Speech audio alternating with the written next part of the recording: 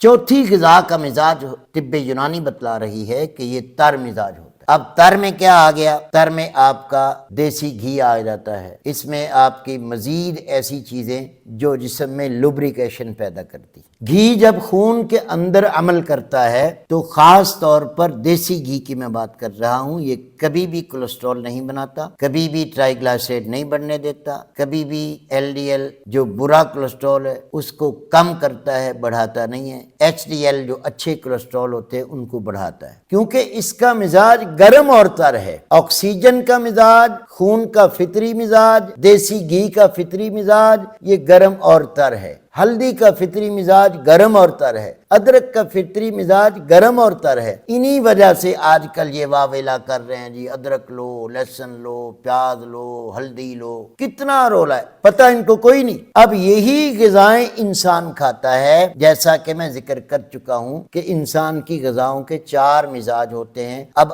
آگے ان مزاج کی کچھ تقسیمات ہوتی ہیں، وہ میں 6 ویڈیوز بنا چکا ہوں، جس میں گرم تر، تر گرم، گرم خشک، خشک گرم، خشک سرد، سرد تر، وہ آپ ان ویڈیوز پہ جا کے تفصیل لے سکتے ہیں۔ مطب ابن طبیب پر free online checkup کیا جاتا ہے۔